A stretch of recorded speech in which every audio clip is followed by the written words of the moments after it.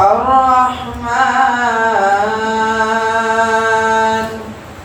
علم القرآن وآئے جب تو دنیا میں فرشتوں کے سلام آئے وہ دنیا میں خدا کا آخری لے کر پیام آئے قرآن مجید ایسی قیمتی کتاب ہے جس کے ذریعے لاکھوں انسانوں کو ایمان نصیب ہوا، جس کے ذریعے لاکھوں کی زندگی بدل گئی۔ اللہ غفور الرحیم ہے، محمد رعوف الرحیم ہے، اللہ قادر و قدیر ہے، محمد سراج منیر ہے، اللہ لا عیب ہے، محمد بے عیب ہے۔ یہ رات دراصل مانگنے کی رات ہے۔ گناہوں پہ ہوں شرمندہ الہی درگزر کر دے۔ ألا بذكر الله تطمئن القلوب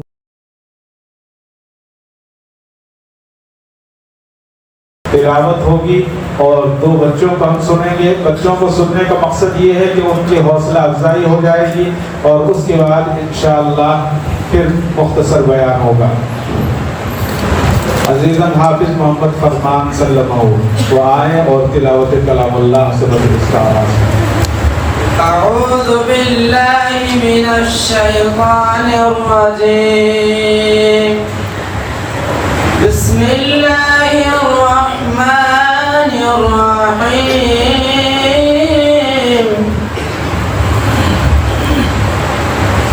الرحمن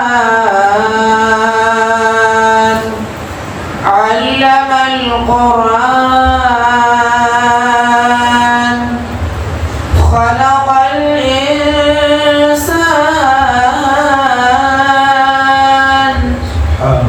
علمه البيان الشمس والقمر بحسبان والنجم والشجر يسجدان والسماء رفعها ووضع الميزان ألا تطغوا في الميزان وأقيموا الوزن بالقسط ولا تخسروا الميزان والأرض وضعها للأنام فيها فاكهة والنخل ذات الأكمام والحب ذو العصف والريحان فبأي آلاء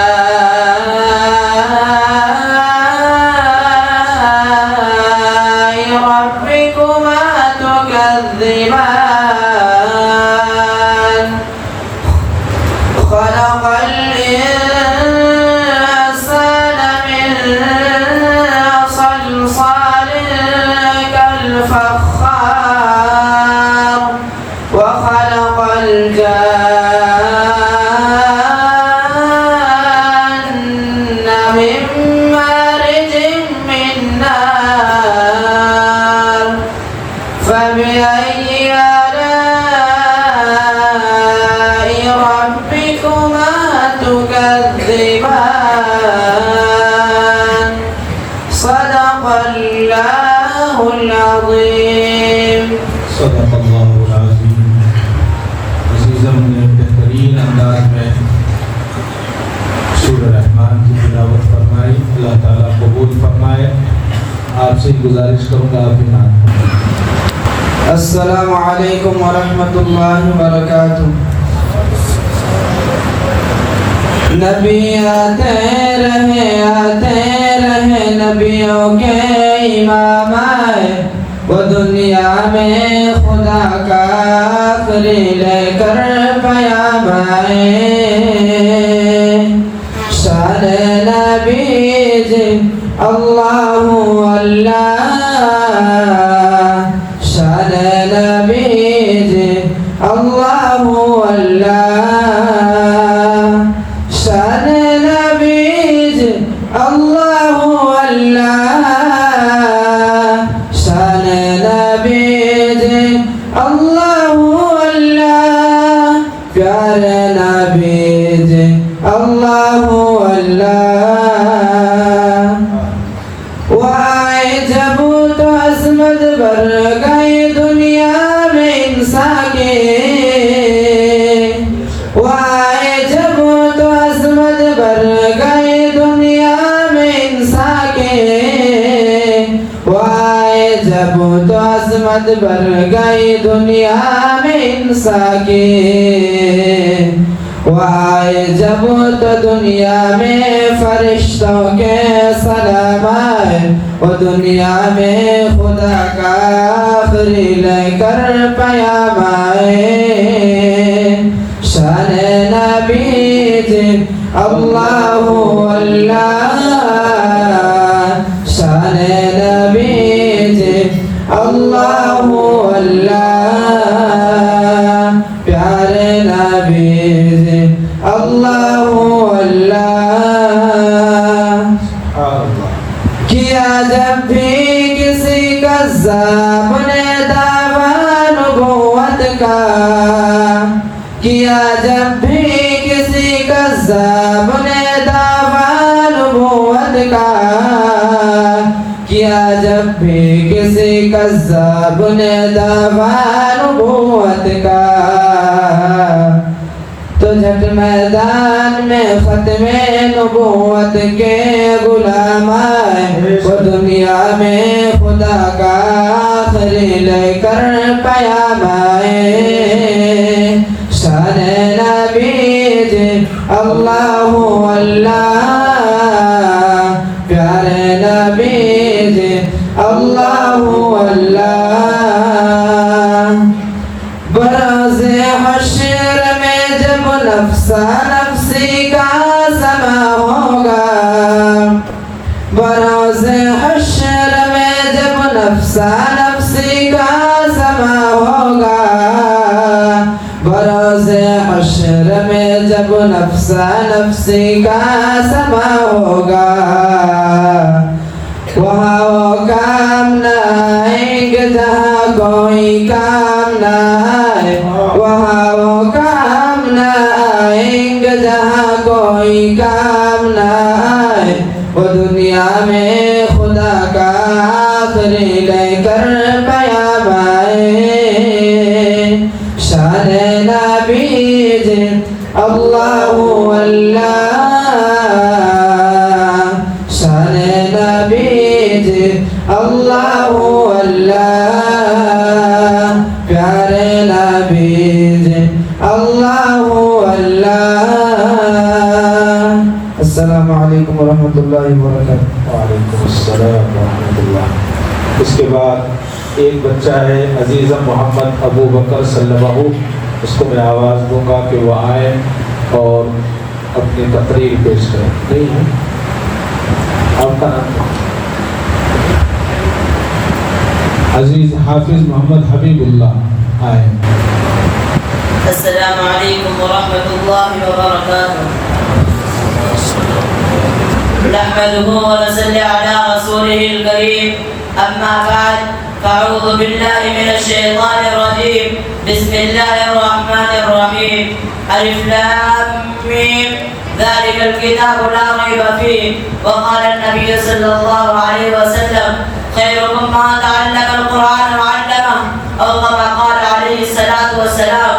قابل قدر صدر جلسہ بزرگوں اور دوستوں، آج میں آپ حضرات کے سامنے قرآن شریف کی عظمت کے متعلق چند باتیں عرض کرنا چاہتا ہوں. بزرگوں اور دوستوں، اللہ تعالیٰ نے اپنے بندے کو دنیا میں پیدا فرما کر آزاد نہیں چھوڑا کہ جیسے چاہے زندگی گزارے، بلکہ قیامت تک کے آنے والے انسانوں کو زندگی گزارنے کا طریقہ بتایا اور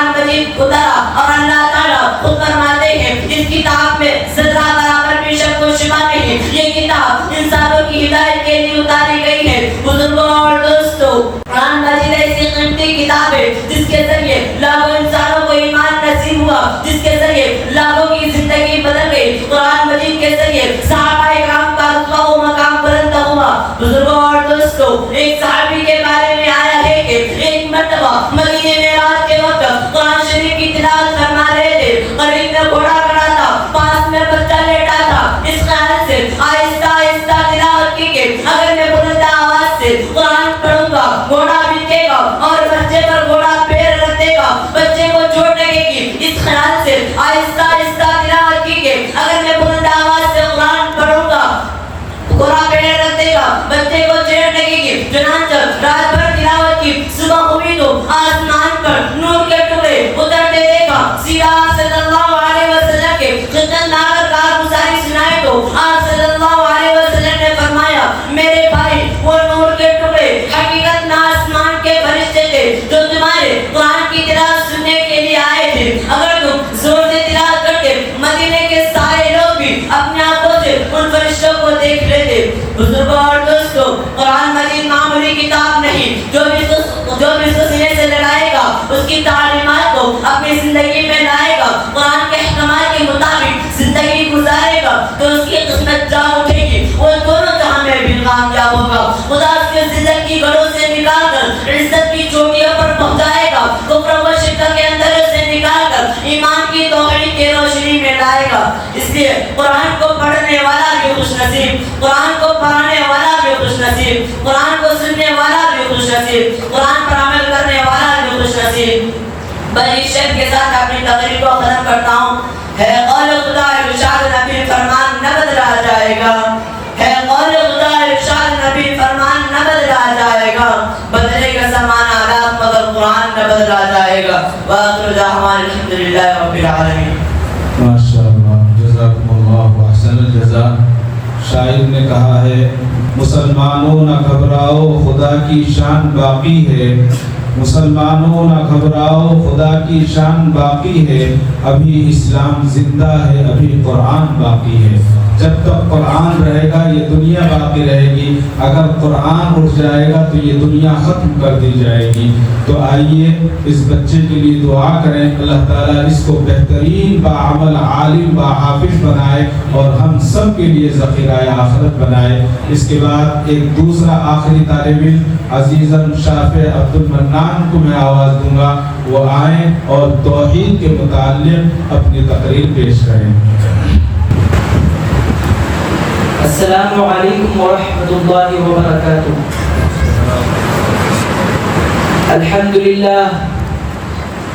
الحمدللہ وکفى وسلام علی عباده الذین اصطفى، اما بعد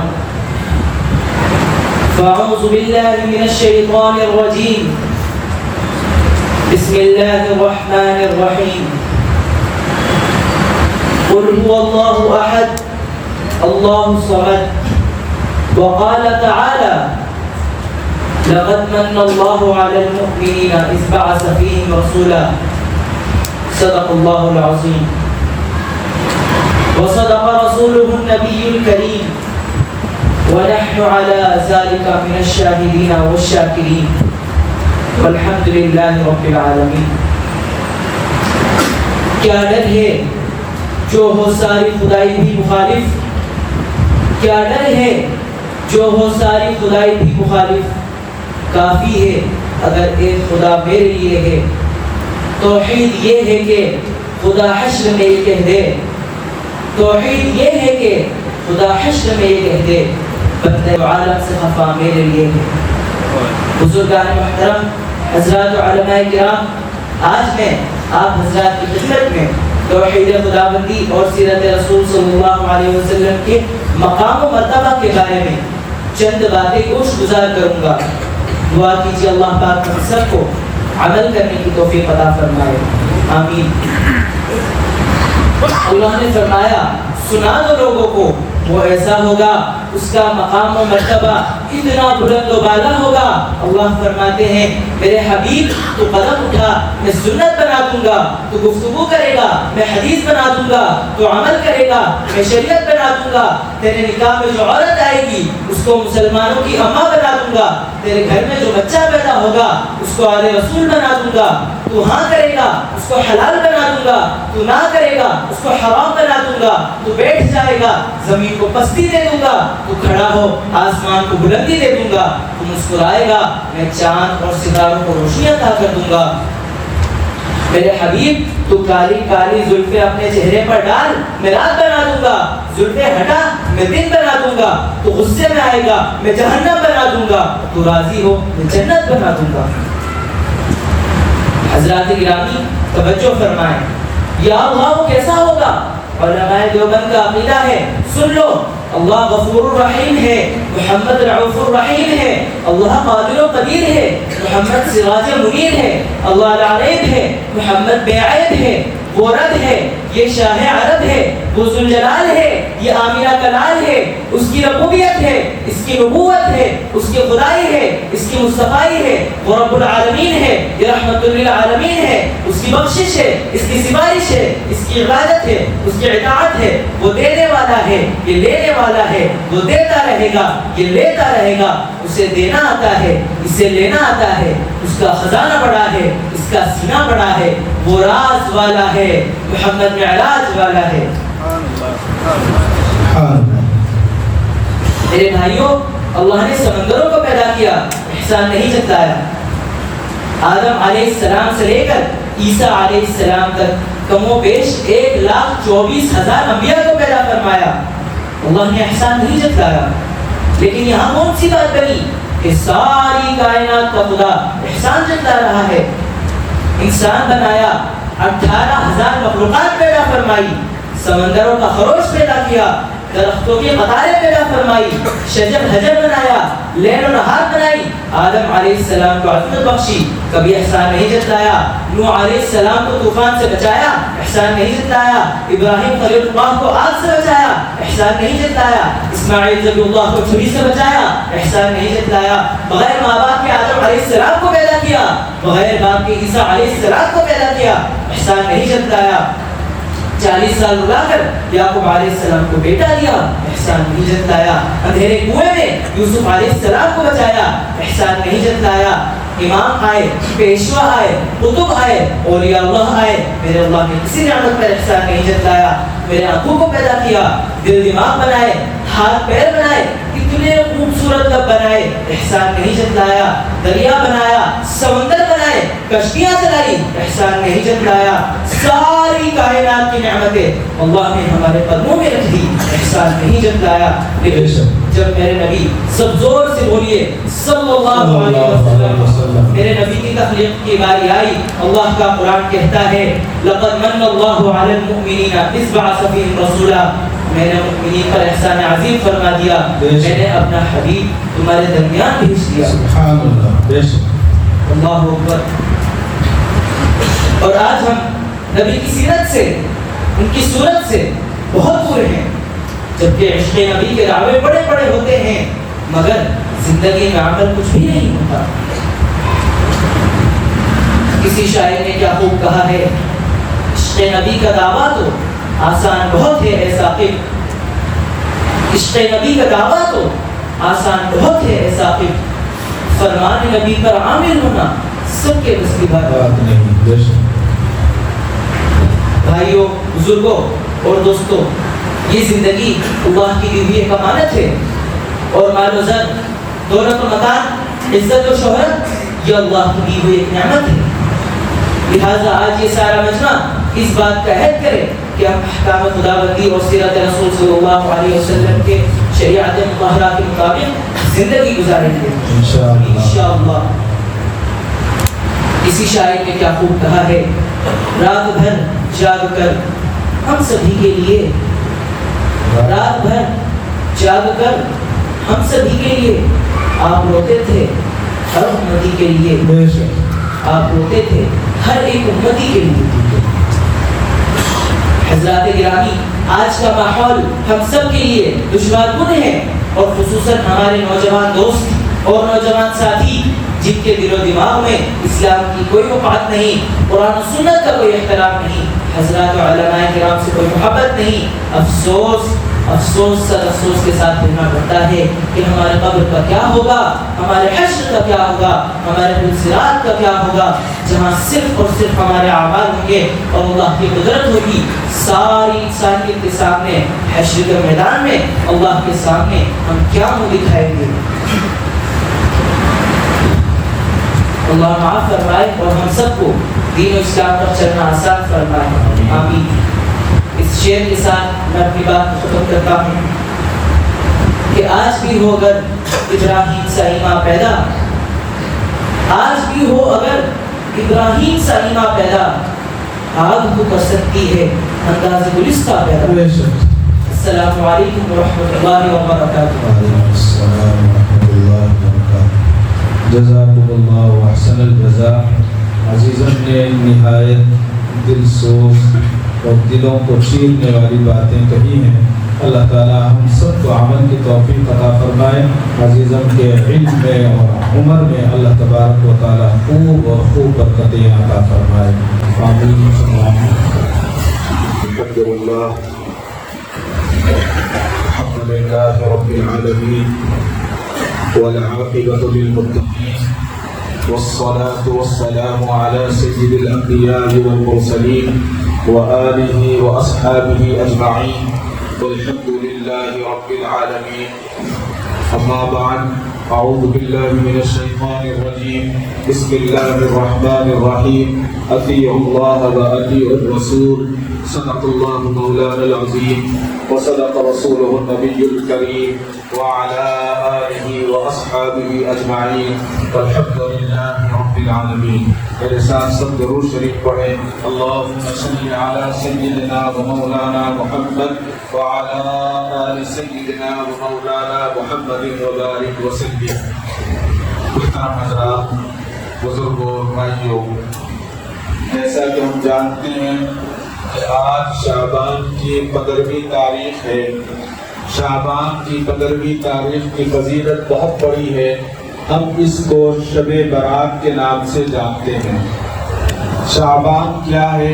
شعبان اسلامی کیلنڈر کے حساب سے 8واں مہینہ ہے۔ ہمیں پورے مہینوں کے نام بھی یاد نہیں ہوتے۔ ایک بات یاد رکھیں، اگر پورے محلے میں کسی کو چاند کی تاریخ یاد نہیں ہے تو سارا محلہ گنہگار ہوگا۔ اس لیے بتایا گیا ہے کہ چاند کی تاریخ کو یاد رکھنا چاہیے، یہ واجب ہے۔ حضرت انس رضی اللہ تعالیٰ سے مروی ہے، فرماتے ہیں کہ اس مہینے کا نام شعبان اس لیے رکھا گیا کہ روزے دار کی نیکیوں کے ثواب میں درخت کی شاخوں کی طرح اضافہ ہوتا ہے۔ جس طرح جھاڑ پر درخت کی شاخیں بڑھتی رہتی ہیں، اللہ تعالیٰ شعبان کے مہینے میں روزے دار کی نیکیوں میں اس طرح سے اضافہ فرماتے ہیں جیسے جھاڑ پر ٹہنیوں کا اور اس کے ساتھ ساتھ پتوں کا اضافہ ہوتا ہے۔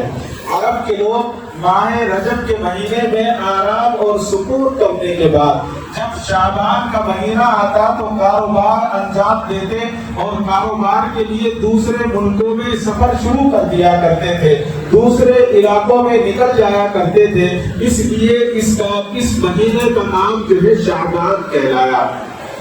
حضرت انس بن مالک رضی اللہ علیہ نے فرمایا کہ نبی کریم صلی اللہ علیہ وسلم نے فرمایا کہ رجب کی فضیلت تمام مہینوں پر ایسی ہے جیسے قرآن کو تمام کلاموں پر فضیلت ہے، اور شعبان کی فضیلت تمام مہینوں پر ایسی ہے جیسے تمام نبیوں پر اللہ کے نبی صلی اللہ علیہ وسلم کی فضیلت ہے، اور رمضان کو تمام مہینوں پر ایسی فضیلت ہے جیسے اللہ تعالیٰ کو تمام مخلوقات پر فضیلت ہے۔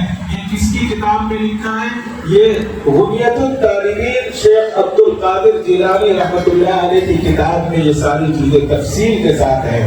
ایک اور روایت میں ہے کہ تمہارے رب کی طرف سے تمہارے زمانے کے دنوں میں کچھ ربانی لہریں چلا کرتی ہیں، جب وہ لہریں چلا کرے تو اپنے آپ کو پیش پیش کرو. یعنی وہ لہروں کے بارے میں بتایا, یعنی وہ خوبصورت جو ہوائیں کی لہریں ہوں گی وہ بتاتے ہیں کہ وہ شب برات کی لہر ہے. بعض بزرگوں نے لکھا ہے کہ رجب کا مہینہ بیج ڈالنے کا مہینہ ہے, شعبان کا مہینہ پانی جھاڑ کو پانی دینے کا مہینہ ہے, اور پھر فرمایا رمضان کا مہینہ پھل کاٹنے کا مہینہ ہے. اللہ اکبر. رسول اللہ صلی اللہ علیہ وسلم نے اس ماہ کے حصول کے لیے اللہ تعالیٰ سے اللہ کے نبی دعا فرمایا کرتے تھے. کیا دعا تھی؟ اللہم بارک لنا فی رجب و شعبان و بلغنا رمضان. یہ مختصر سی میں نے اس مہینے کی تاریخ کو آپ کے سامنے رکھا. اصل میں آج یہ ہے کہ جب ہمارے گھر میں یا ہمارے رشتہ داروں میں یا کوئی ہمارا قریبی بنتا ہے تو ہمیں تھوڑا سا ادراک ہوتا ہے, تھوڑا سا یقین ہوتا ہے کہ موت آنی ہے, لیکن اس کو قبرستان میں دفن کر کے ہاتھ دھو بھی نہیں پاتے. ہمارے دل پھر مردہ ہو جاتے ہیں, ہم بھول جاتے ہیں کہ ہمیں مرنا ہے یا نہیں مرنا ہے. آج کی رات مرنے والی رات ہے. جن لوگوں کا بیانہ دے دیا جائے گا, جن لوگوں کے ناموں کی لسٹ اللہ تبارک و تعالیٰ فرشتوں کو سونپ دیں گے, آج کی رات مرنے والی رات ہے. آج کی رات رزق تقسیم کرنے والی رات ہے. اور علماء کرام یہاں تشریف فرمائیں. میں حضرات علماء کرام کے حوالے سے آپ سے عرض کر دوں کہ علماء فرماتے ہیں کہ ہولی کو کوئی ٹال نہیں سکتا, لیکن اگر کوئی چیز ٹال سکتی ہے تو وہ دو چیزیں ہیں, ایک صدقہ اور دوسرا دعا. دعا جو ہے جب کی جاتی ہے تو اللہ تبارک و تعالیٰ اس کو قبول فرماتے ہیں. پتہ نہیں کتنے ایسے ہیں, کون یہاں ہم پہ بیٹھے ہیں, کس کا نمبر آنے والا ہے, لیکن کس کی دعا لگ جائے اور اللہ تعالیٰ اس کی آمین کو آمین فرما کر اس کی عمر میں اضافہ فرمائے. یہ رات دراصل مانگنے کی رات ہے. تو اس بات کو سمجھانے کے لیے آپ کے سامنے ایک واقعہ پیش کر دوں. 1960 پر آج میں ایک ڈاکٹر جو تھے وہ مدینۃ المنورہ گئے, غالباً وہ پڑوس کے ڈاکٹر تھے. تو جب وہ مدینۃ المنورہ گئے تو وہاں پر ایک شخص سے اس کی ملاقات ہوئی, ان ڈاکٹر صاحب کی, اور وہ شخص جو تھا بدو تھا, گاؤں والا تھا, گاؤں کا شخص تھا. اس نے کہا کہ مجھے آپ کو کچھ بتانا ہے, آپ میرے ساتھ چلیں. انہوں نے ڈاکٹر صاحب نے کہا کہ چلو, کیا کہاں چلنا ہے. تو ڈاکٹر صاحب اس کو لے کر چلے. ڈاکٹر صاحب کو وہ بدو لے کر گیا اور احد پہاڑ کے نیچے لے کر پہنچا جہاں پر حضرت سیدنا حمزہ علیہ السلام کی قبر مبارک تھی. وہاں لے جا کر کہا کہ یہ آپ جو وادی دیکھ رہے ہیں, جو ایک جگہ ہے, یہ نیچے کا حصہ تھا. اتنی بارش ہوئی اس جگہ میں کہ پانی بھر گیا اور حضرت سیدنا امیر حمزہ رضی اللہ تعالیٰ کی قبر مبارک میں پانی کا اثر پہنچ گیا, پانی پہنچ گیا. تو لہذا وہ بہت لمبا تفصیل ہے, اس تفصیل میں نہیں جانا چاہتا. بار بار جو ہے اطلاع دی گئی, خواب کے ذریعے بتایا گیا, حضرت امیر حمزہ نے بتایا کہ میرے قبر میں جو ہے پانی آ گیا ہے, مجھے یہاں سے منتقل کیا جائے, مجھے یہاں سے ہٹایا جائے. تو اس بدو نے کہا کہ جب شریف مکہ کو اس بات کا اطلاع ہوئی اور بات طے ہو گئی کہ فلاں دن یہاں پر قبر کھودنی ہے, قبر کشائی کرنی ہے, حضرت امیر حمزہ رضی اللہ تعالیٰ کی قبر کو کھولنا ہے, اور کھولنے کے بعد اس کے بعد آپ کو اس جگہ سے دوسری جگہ منتقل کرنا ہے. تو اس نے کہا کہ وہ جو قبر کھودنے والے تھے, قبر کشائی کرنے والے تھے, اس میں سے ایک میں بھی تھا. اس بندوں نے کہا, کام کرنے والے چوہے نے کہا کہ میں بھی اس قبر کو کھولنے والوں میں سے تھا, اور جب قبر کھول رہے تھے, کھدان چل رہی تھی, تو کھدان جو ہے اچانک حضرت امیر حمزہ رضی اللہ تعالیٰ عنہ کے جسم مبارک پر لگ گئی. اس نے کہا کہ اس طرح سے خون جاری ہوا, جس طرح سے بکری کو ذبح کیا جاتا ہے, اس طرح سے خون نکلنا شروع ہو گیا.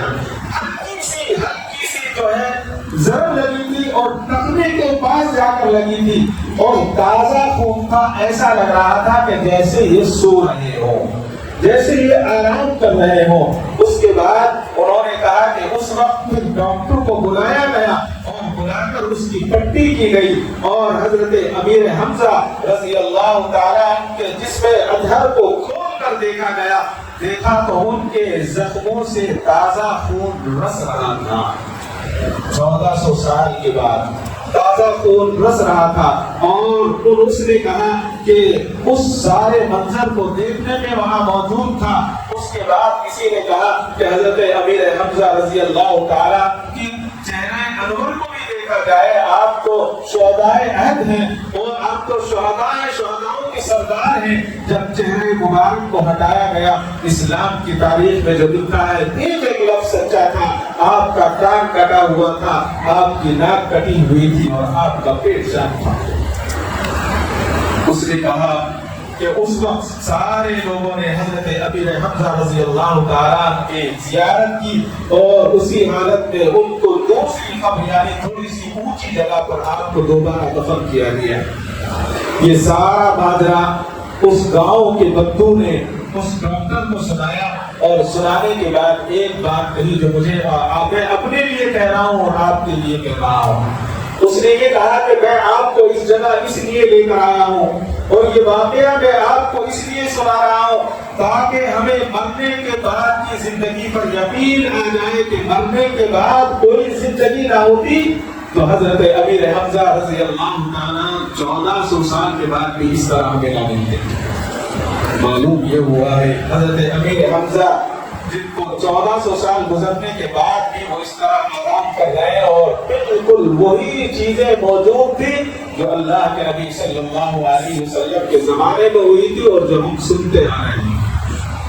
اس سے معلوم یہ ہوا کہ مجھے اور آپ کو بھی مرنا ہے، اور مرنے کے لیے کیا کرنا ہے؟ مرنے کے لیے تیاری کرنا ہے۔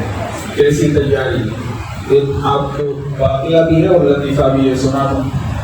میری محلے سے ایک صاحب آتے تھے حضرت والد صاحب رحمۃ اللہ علیہ کے پاس دوا کے لیے، جس ماشاءاللہ 150 کلو سے زیادہ تھا۔ بیماری کوئی ایسی نہیں تھی جو ان کے پاس نہ ہو، کوئی بیماری نہیں تھی ان کے پاس، ہر بیماری ان کے پاس تھی۔ زبردستی ایک بار انہوں نے دعوت کی اور کہا کہ حضرت آپ کو میرے گھر آنا ہے، زبردستی دعوت کی اور ناشتے میں لے کر گئے۔ میں بھی گیا، والد صاحب بھی تھے، تو انہوں نے تقریباً 3 یا 4 لوگوں کے لیے 12-13 بکرے کے بھیجے بنا کر رکھے، بہت سارے پائے رکھے، کہا اتنا سارا کس کے لیے؟ اور یہ آپ بھی کھاتے ہیں؟ کہا کہ میں روز کھاتا ہوں۔ کہنے لگے اللہ رحم فرمائے، اتنی آپ کو بیماریاں، اتنا وزن آپ کا، اور پھر آپ یہ کھاتے ہیں؟ تو اس نے ایک جملہ کہا کہ حضرت جب قبر میں جائیں گے تو قبر میں کیڑے کی دعا دیں گے آج بڑی اچھی غذا ہے۔ ہمارا تو یہی حال ہے، سچی بات یہی ہے۔ ہم تو یہ سوچتے ہیں کہ دنیا میں آئے ہیں کھانے کے لیے، اور کھا کر برا حال ہے ہمارا۔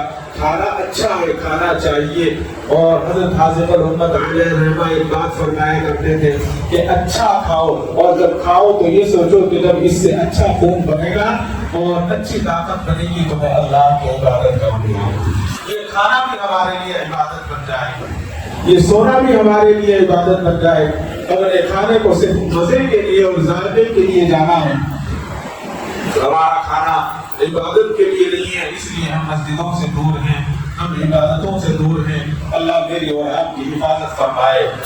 شعبان کا مہینہ وہ قابل احترام مبارک مہینہ ہے، رجب اور رمضان کے درمیان میں، کہ اگر اس مہینے کی ہم تعظیم کر لیں تو اگلا جو مہینہ ہے ماہ رمضان المبارک وہ ہمارے لیے آسان ہو جائے گا۔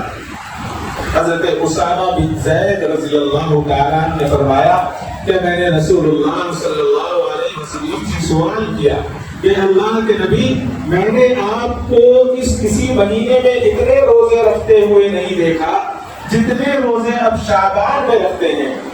اللہ کے نبی صلی اللہ علیہ وسلم نے فرمایا، ہاں شعبان ایک ایسا مہینہ ہے رجب اور رمضان کے درمیان میں جس سے لوگ غافل رہتے ہیں، اور ایسا مہینہ ہے جس میں اللہ رب العالمین کے دربار میں اعمال پیش ہوتے ہیں۔ لہذا میں پسند کرتا ہوں کہ میرا عمل اس حال میں پیش ہو کہ میں روزے دار رہوں۔ اللہ اکبر۔ یہ کون فرما رہے ہیں؟ جو پاک ہیں، جو جنتی ہیں، جو صاف ہیں، جو کوئی جن سے کوئی گناہ سرزد نہیں ہوا، جو اللہ کے حبیب ہیں، جن کے طفیل میں اور آپ دنیا میں آئے، اور یہ ساری کائنات اللہ نے اپنے حبیب صلی اللہ علیہ وسلم کے سب میں پیدا کی۔ کہتے ہیں، وہ فرماتے ہیں کہ میں چاہتا ہوں کہ تم میرے شکل میں رہو۔ حضرت اما عائشہ رضی اللہ تعالیٰ عنہا سے روایت ہے، ذکر کرتی ہے، جس میں یہ ہے کہ اللہ تعالیٰ اس ماہ میں ہر اس نفس کا فیصلہ لکھ دیتا ہے جو اس سال مرنے والا ہے۔ لہذا میں چاہتا ہوں، اللہ کے نبی نے فرمایا کہ میری موت روزے دار ہونے کی حالت میں آئے گی۔ اللہ تعالیٰ ہم سب کو روزے دار بنائے۔ حضرت اما عائشہ سے ایک اور روایت ہے، انہوں نے فرمایا کہ میں نے نبی کریم صلی اللہ علیہ وسلم کو شعبان سے زیادہ رمضان چھوڑ کر کسی اور مہینے میں روزے رکھتے ہوئے نہیں دیکھا۔ اب یہاں درمیان میں ایک بات آپ کو اور کہہ دو، ہم لوگ روزے کو فرض سمجھتے ہیں، آج کی رات جاگنے کے بعد ایسا نہیں ہے، مستحب ہے، اگر رکھ لیں تو ثواب ہے اور نہ رکھیں تو کوئی بات نہیں، لیکن روزہ رکھیں حلال رزق سے اور روزہ افطار کریں حلال رزق سے۔ آج کل ایک بہت بڑی وبا چلی ہے سود کی، جس میں ہم لوگ بہت زیادہ ملوث ہیں، سود لیتے ہیں، سود دینے والی بھی بہت ہے، لینے والی بھی بہت ہے۔ اللہ ہماری حفاظت فرمائے، خصوصاً جو حضرات سود کا کام کر رہے ہیں، اگر ہمیں اس پر شبہ ہو جائے، ہمیں یہ ہو جائے کہ یہ سود کا کاروبار کرنے والا ہے، اس کو سمجھایا جائے، اس کو بتایا جائے، شاید اس کو نہ پتا ہو، اور اگر وہ پھر بھی نہ مانے تو اس کا بائیکاٹ کھلے عام پر کیا جائے اور کہا جائے کہ میں تیرے گھر کا پانی نہیں پیوں گا، کھانا نہیں، پانی بھی نہیں پیوں گا، اس لیے کہ تو سود کا کاروبار کرتا ہے۔ اس میں یہ بھی ایک چیز داخل ہے، ایک اور حدیث میں ہے جس کے راوی ابو امامہ رضی اللہ تعالیٰ ہیں، وہ اپنی قوم کے سرداروں میں سے تھے۔ جب وہ اسلام قبول کرنے کے لیے چل کر آئے تو اللہ تبارک و تعالیٰ نے اپنے حبیب نبی کریم صلی اللہ علیہ وسلم کے دل میں ایک بات القا فرمایا۔ القا کہتے ہیں دل میں آ جانا، اللہ کی طرف سے، اللہ کی طرف سے ایک بات آئی کہ اپنی قوم کا بڑا آدمی ہے، بڑا قریب آدمی، یعنی بہت صفت اچھی تھی اس کی، نیک آدمی تھا اور اس کی عزت بہت تھی، تو اللہ کے نبی صلی اللہ علیہ وسلم نے اس کو عزت دی۔ کیسے؟ کھڑے ہو گئے اور آپ نے اپنی مبارک کمری والی چادر، کالی چادر آپ نے اس کو بچھا دیا اور بچھا کر آپ نے استقبال فرمایا، اور جب وہ قریب آئے، ابو امامہ تو جب قریب آئے تو اللہ کے نبی صلی اللہ علیہ وسلم نے فرمایا کہ آپ اس چادر پر چل کر آئیں۔ اللہ اکبر، اللہ کے نبی صلی اللہ علیہ وسلم اعزاز فرما رہے ہیں، لیکن آنے والا بھی کوئی چھوٹا نہیں تھا۔ وہ آئے اور جب قریب آئے تو اس نے چادر کو لپیٹ دیا اور چادر کو لپیٹ کر کہا، اے اللہ کے نبی، میں آپ کی چادر مبارک پر پیر نہیں رکھ سکتا، آپ کی تو مبارک چادر ہے، میں اپنے گندے پیر اس پر کیسے رکھ سکتا ہوں؟ اتنا نیک آدمی تھا، اور اس نے کہا کہ میں اس کام کو نہیں کر سکتا، لہذا اس نے چادر کو اٹھا لیا اور نبی کریم صلی اللہ علیہ وسلم کی خدمت میں پیش کر دی۔ تو وہ کہتا ہے کہ میں نے نبی کریم صلی اللہ علیہ وسلم سے ارشاد سنا، آپ نے فرمایا جو آدمی شعبان میں ایک روزہ رکھتا ہے اللہ تعالیٰ اس کے لیے جنت کے دروازے کھول دیتے ہیں۔ سبحان اللہ، فرماتے ہیں کہ ایک روزہ رکھنے پر جنت کے دروازے کھول دیتے ہیں، اور پھر فرمایا کہ جہنم کی آگ کے دروازے اس پر اللہ تبارک و تعالیٰ بند فرما دیتے ہیں۔ اتنی بڑی بات بتائی۔ اور ایک روایت ہے کہ حضرت انس رضی اللہ تعالیٰ فرماتے ہیں کہ حضور صلی اللہ علیہ وسلم سے پوچھا گیا کہ رمضان کے بعد سب سے افضل روزہ کون سا ہے؟ اللہ کے نبی صلی اللہ علیہ وسلم نے ارشاد فرمایا، شعبان کا روزہ رمضان کی تعظیم کے لیے رکھنا چاہیے۔ کتنی مبارک بات فرمائی۔ اسی طرح سے اللہ کے نبی صلی اللہ علیہ وسلم کی ایک اور روایت، حضرت انس بن مالک ہی اس کے بھی راوی ہیں، فرماتے ہیں کہ میں نے رسول اللہ صلی اللہ علیہ وسلم کے بزرگ صحابہ شعبان کا چاند دیکھ کر قرآن کریم زیادہ پڑھنا شروع کر دیتے تھے۔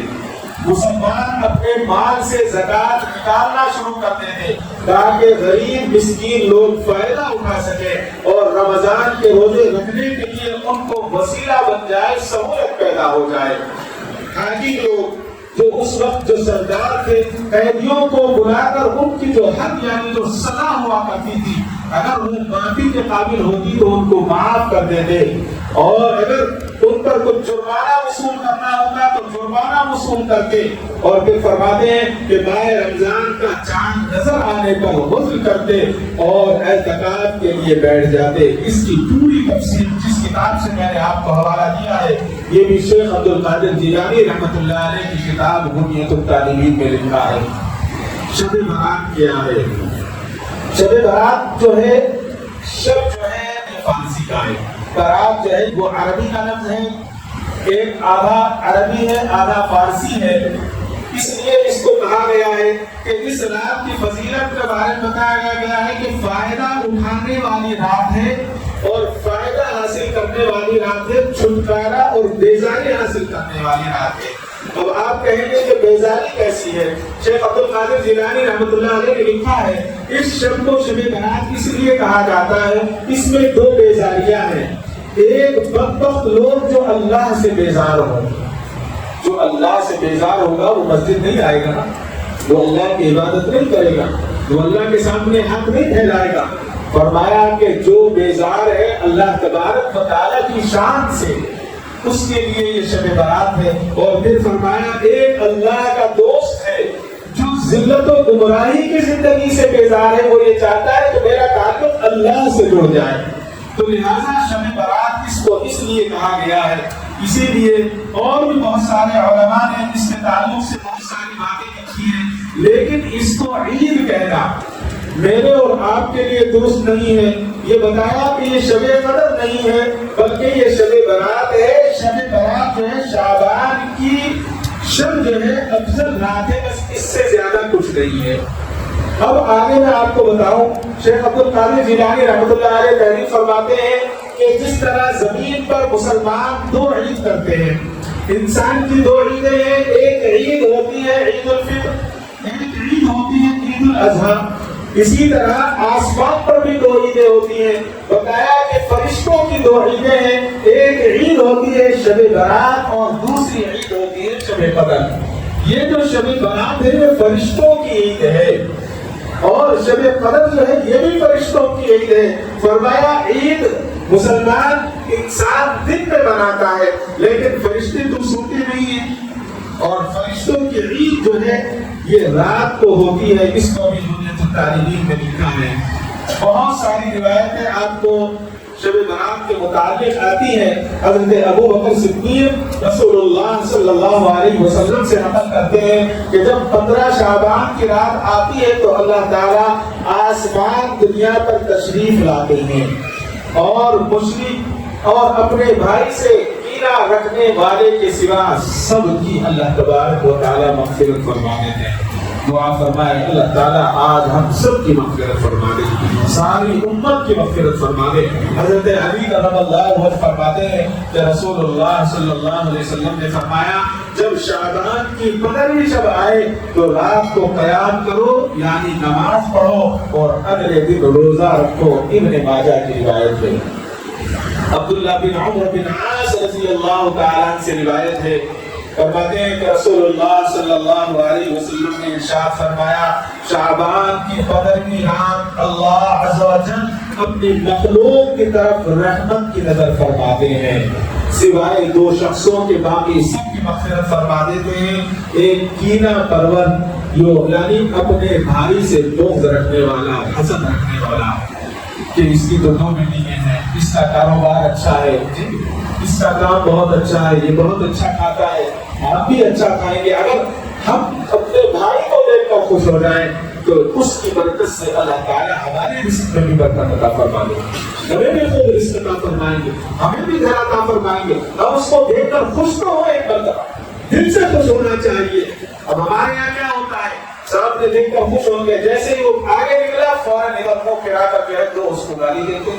حضرت سیدنا عمر فاروق رضی اللہ تعالیٰ نے ایک مرتبہ بڑی اچھی بات فرمائی، فرمایا کہ اگر میں کسی کو گالی دوں تو اپنی ماں کو گالی دوں۔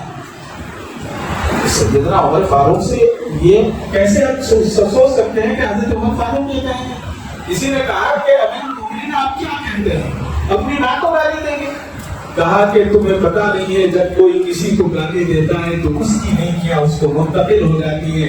اگر دنیا میں کوئی اللہ کے نبی کے بعد میری نیکیوں کا حقدار ہے تو وہ میری ماں ہے. تو میں اگر اپنی ماں کو گالی دوں گا تو گالیاں میری نیکیاں میری ماں کو چلی جائیں گی. حضرت کتنے لوگوں کو گالیاں دیتے ہیں, اس کا ہمیں خاص خیال رکھنا چاہیے. حضرت عبداللہ بن عمر فرماتے ہیں کہ اللہ تعالیٰ اپنی خاص رحمت کی نظر فرماتے ہیں, اس سے اور بہتر کیا ہے. حضرت معاذ بن جبل رضی اللہ تعالیٰ سے روایت ہے, فرماتے ہیں کہ رسول اللہ صلی اللہ علیہ وسلم نے ارشاد فرمایا اللہ تعالیٰ 15ویں شعبان کی رات میں یعنی 14ویں کے ہونے کے بعد 15ویں کی درمیانی رات میں اپنی تمام مخلوقات کی طرف متوجہ ہوتے ہیں. مشرک اور دشمنی رکھنے والے کے سوا مخلوق کی مغفرت فرما دیتے ہیں. اللہ اکبر. اسی طرح سے حضرت ابو موسیٰ اشعری رضی اللہ تعالی رسول اللہ صلی اللہ علیہ وسلم کا ارشاد نقل فرماتے ہیں کہ بے شک اللہ تعالیٰ 15 شعبان کی رات اپنی مخلوق کی طرف متوجہ ہوتے ہیں, مشرک اور کینہ پرور کے سوا تمام لوگوں کی مغفرت فرما دیتے ہیں. بہت ساری روایات ہیں. ایک روایت ہے حضرت عثمان بن عاص رضی اللہ تعالیٰ سے, آپ فرماتے ہیں کہ میں نے رسول اللہ صلی اللہ علیہ وسلم کو فرماتے سنا جب 15 شعبان کی رات آتی ہے تو ایک آواز لگانے والا آواز لگاتا ہے, کیا کوئی مغفرت کا طالب ہے جو میں اس کی مغفرت کروں, کیا کوئی سائل ہے کہ میں اسے دوں. اللہ اکبر. بدکار اور مشرک کے علاوہ جو شخص بھی کسی چیز کا سوال کرتا ہے اللہ تبارک و تعالیٰ اسے عطا فرماتے ہیں. پھر فرمایا کہ کوئی اگر مغفرت کروانے والا ہو تو میں اس کی مغفرت کروں, اور کوئی اگر رزق چاہتا ہو تو میں اس کے رزق میں اضافہ کر دوں. معلوم ہوا کہ آج کی رات اللہ تبارک و تعالیٰ سے مانگنے کی رات ہے. ایک روایت اور ہے جو خصوصاً ہمارے نوجوان بھائیوں کے لیے. حضرت عبداللہ بن عمر رضی اللہ تعالیٰ فرماتے ہیں کہ رسول اللہ صلی اللہ علیہ وسلم نے ارشاد فرمایا اللہ تعالیٰ 15 شعبان کی رات اپنی مخلوق کی طرف متوجہ ہوتے ہیں, اور 2 قسم کے لوگ, ایک تو کینہ پرور اور دوسرا خودکشی کرنے والے کے سوا سارے بندوں کی مغفرت فرما دیتے ہیں. آج نوجوانوں میں بہت بڑا مرض یہ چل رہا ہے. ابھی کچھ مہینوں پہلے ہمارے محلے میں بھی کیسے نوجوان نے خودکشی جی قرض لیتے ہیں, جی جوئے میں پیسہ لگاتے ہیں, شارٹ کٹ کے راستے تلاش کرتے ہیں, اور جب مصیبت پڑتی ہے گلے میں آ کر تو گلے میں پتھر ڈال لیتے ہیں. یہ کون سی زندگی ہے؟ زندگی اللہ نے دی ہے, یہ اللہ کی امانت ہے. میں اور آپ اس کو ضائع کرنے کا مجھے اور آپ کو کوئی حق نہیں. اللہ نے دی ہے, اللہ ہی لیتا. زندگی تو اسی کا نام ہے کہ مجاہدہ کرے, جی لڑتے رہیں, بھیڑتے رہیں, کام کرتے رہیں, معافی مانگتے رہیں. اس کا نام زندگی ہے. اس کا نام زندگی نہیں ہے کہ ہم بہت خوشی کے ساتھ رہیں گے. صاحب کے تعلق سے آتا ہے کہ شادی ہوئی, چند سال یا چند مہینے ہوئے, وہ بیوی سے بہت پریشان تھے. جب بھی گھر جاتے بیوی لڑتی, کچھ ہوتی ہی مزاج اس طرح کی, بات بات پر لڑتی تھی. تو ایک دن وہ تھک گئے اور انہوں نے تھک کر کہا کہ بہت زیادہ ہو گیا ہے کہ اب میں حساب کرتا ہوں, تمہارا اور ہمارا حساب ختم. اس نے کہا کیا کرو گے؟ کہا کہ میرے پاس ایک وکیل صاحب ہے, میں جا رہا ہوں اور کاغذات بنواؤں گا, جا کر جو ہے طلاق پر دستخط لیں گے اور بات ختم ہو جائے گی. اس نے کہا جاؤ, میں بھی دیکھوں گی کہ تم کتنے بڑے پہلوان ہو. وہ گیا, بہت تنتناتا ہوا, اور تھوڑی دیر کے بعد مجھے جھکا کر آ گیا اور آ کر اپنے کام میں مصروف ہو گیا. بیوی نے کہا کیا ہوا؟ کہ نہیں کچھ نہیں. کہ نہیں بات بتاؤ کیا ہوا؟ تم تو وکیل کے پاس جا رہے تھے, اپنے لائر کے پاس جا رہے تھے.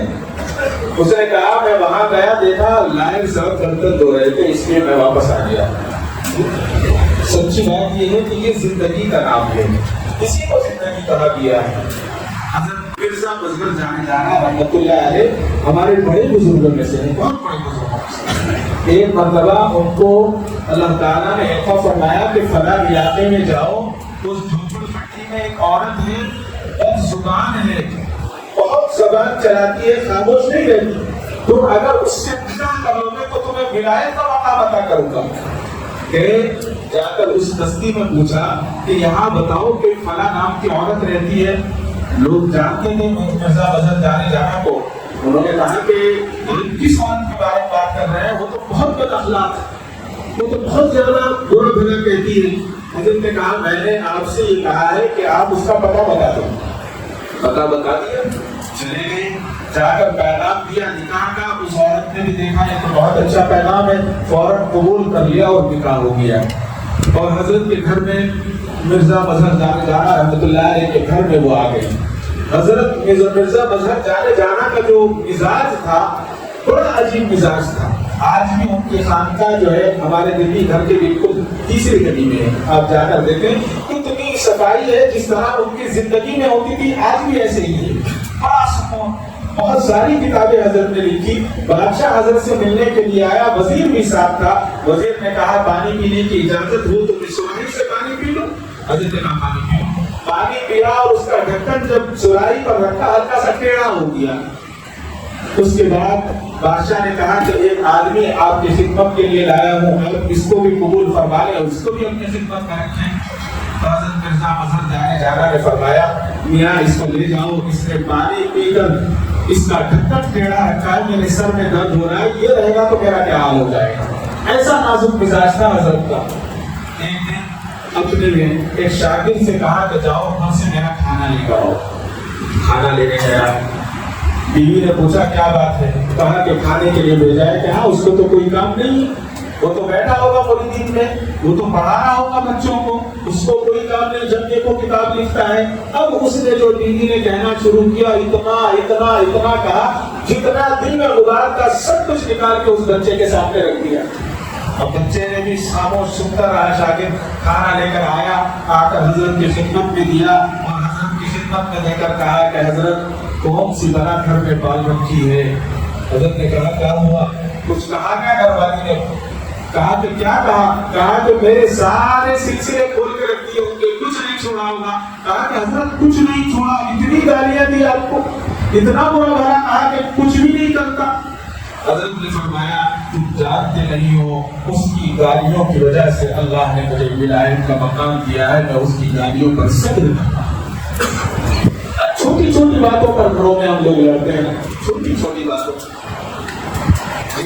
یہ بتایا گیا کہ ولایت کا مقام اللہ نے اس لیے دیا تھا کہ وہ صبر کر رہے ہیں۔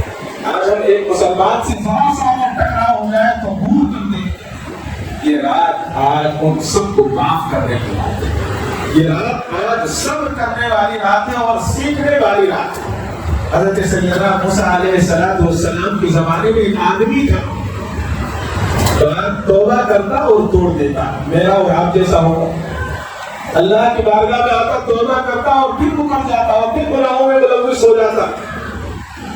ایک مرتبہ حضرت موسیٰ علیہ السلام کو اللہ نے وحی بھیجی اور فرمایا اس شخص سے کہہ دو وہ آئندہ توبہ کرنے کے بعد نہ توڑے، اگر وہ توبہ توڑے گا تو میں اس سے ناراض ہو جاؤں گا، اسے سخت عذاب دوں گا۔ اس شخص کو اللہ کے نبی حضرت موسیٰ علیہ السلام نے پیغام پہنچا دیا۔ یہ پیغام سن کر وہ شخص چند روز تک اپنی عادت کے مطابق صبر کرتا رہا اور صبر کرنے کے بعد پھر اس کی توبہ جو ہے ٹوٹ گئی اور توبہ توڑنے کے بعد پھر وہ گناہوں میں ملوث ہو گیا۔ تو اللہ تعالیٰ نے اپنے اس نافرمان بندے سے ناراضگی کا پیغام حضرت موسیٰ علیہ السلام کے ذریعے اس تک پہنچایا اور کہا کہ اے موسیٰ اس بندے سے کہہ دو کہ یہ بستی سے نکل کر جنگل میں چلا جائے اور تنہائی میں رہے اور یہ بستی میں نہ رہے ورنہ بستی والوں پر بھی عذاب آئے گا۔ تو حضرت موسیٰ علیہ السلام مزاج کے بھی سخت تھے۔ حضرت موسیٰ نے اس کو کہا کہ تم بستی سے یہاں سے نکلو، تم جب بھی توبہ کرتے ہو پھر اس کو ختم کر دیتے ہو، پھر گناہوں میں ملوث ہو جاتے ہو۔ تو وہ شخص جو ہے بستی سے چلا گیا اور بستی سے جانے کے بعد اللہ تبارک و تعالیٰ کی بارگاہ میں اس نے سجدہ ریز ہو گیا اور سجدہ ریز ہو جانے کے بعد اس نے ایک دعا کی اللہ سے اور کہا کہ اللہ تیرے بخشش کے خزانے اگر ختم ہو گئے ہیں، میری نافرمانی سے تیرا کیا نقصان ہو سکتا ہے؟ میں ایک نافرمان ہوں، اگر میں نافرمانی کروں تو اتنا بڑا خزانہ ہے وہ کبھی ختم ہونے والا نہیں ہے۔ اور کیا تو اپنے بندوں پر بخل سے کام لے گا؟ کیا تو اپنی رحمت کو کنجوسیت کے ساتھ خرچ کرے گا؟ تو بڑا رحیم ہے، تیری صفات تو بڑی اچھی ہے, تو معاف کرنے والا ہے, تو پھر مجھے کیوں نہیں بخش دیتا؟ میں تو تیری بخشش کا طلبگار ہوں. تیرے در سے بھگایا گیا ہوں اور بھگا کر مجھے اب جنگل میں ڈال دیا گیا ہے. الہی اگر تیری رحمت اگر ختم ہو گئی ہے تو مجھے عذاب دے, اور اگر تیری رحمت باقی ہے تو میرے گناہوں کو بخش دے, اور میں آپ کا اپنا سب کچھ آپ کے اوپر قربان کر دوں گا, میں سب کچھ آپ کے لیے ختم کر دوں گا. اللہ رب العزت کی رحمت کو جوش آ گیا, بڑے اچھے الفاظ تھے اس کے, جوش آ گیا. اور حضرت موسیٰ علیہ السلام کے ذریعے پھر اس آدمی اس گنہگار کو پیغام بھیجا, اے میرے گنہگار بندے, تو میری رحمت سے نا امید نہ ہو. اگر تیری خطاؤں سے زمین اور آسمان کے درمیان کی فضا بھی بھر جائے گی تو بھی میں تجھے بخش دوں گا. میری رحمت کاملہ کا تو نے اعتراف کر لیا, تو نے میری رحمت کاملہ کا اعتراف کر لیا ہے. اللہ اکبر, یہ اللہ کی بہت بڑی رحمت ہے. اللہ کی رحمت کوئی چھوٹی موٹی رحمت نہیں ہے. لہٰذا آج کی رات اللہ سے مانگنے کی رات ہے. حضرت عطا بن یسار فرماتے ہیں 15 شعبان کی رات موت کے اوقات لکھے جاتے ہیں.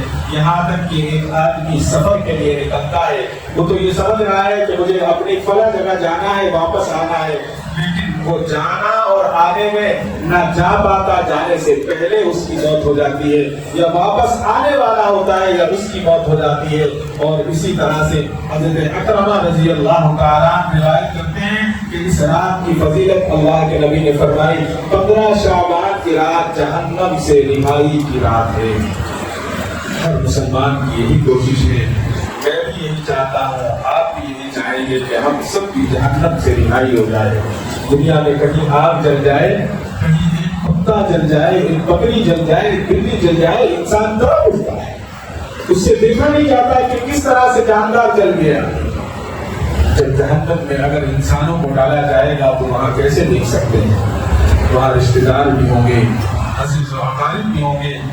اس رات, یہ رات وہ رات ہے کہ جتنے پیدا ہونے والے ہیں ان کے نام لکھ دیے جاتے ہیں. یہ رات وہ رات ہے جس میں حاجیوں کی تعداد لکھی جاتی ہے, اور یہ وہ رات ہے جس میں مردوں کی تعداد لکھی جاتی ہے.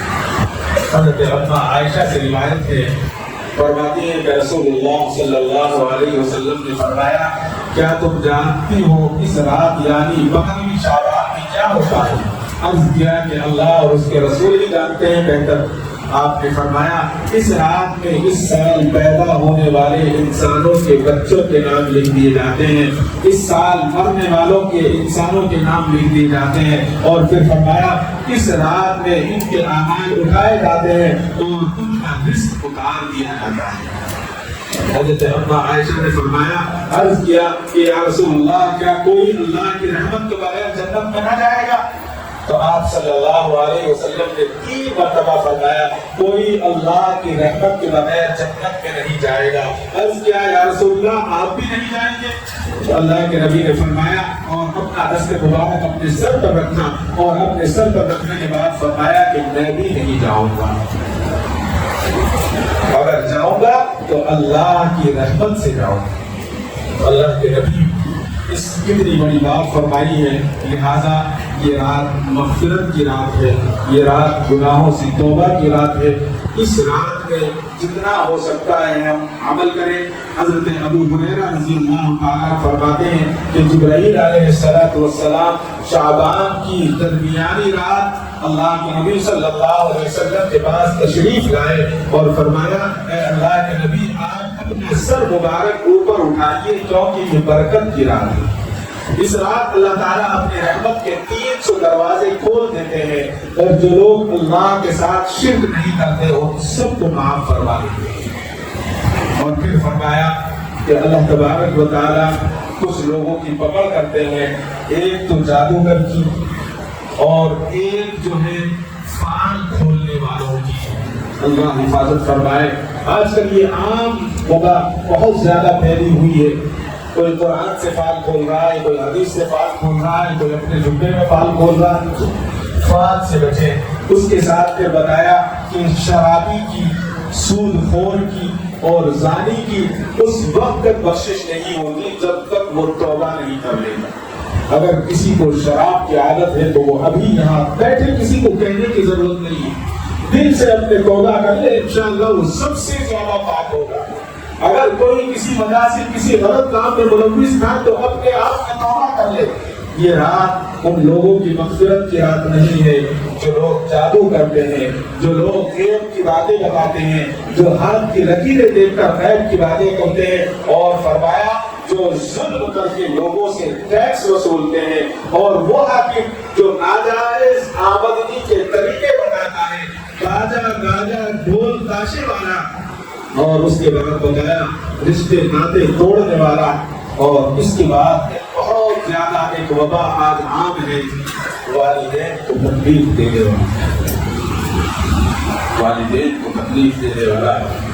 خاص طور سے لوگ یہ سمجھتے ہیں کہ ہم نے والدین کو جو بوڑھے ہو گئے ہیں ان کو کھانا کھلا رہے ہیں۔ میری اور آپ کی کیا اوقات ہم کسی کو کھانا کھلا سکیں یا کسی کو پانی پلا سکیں؟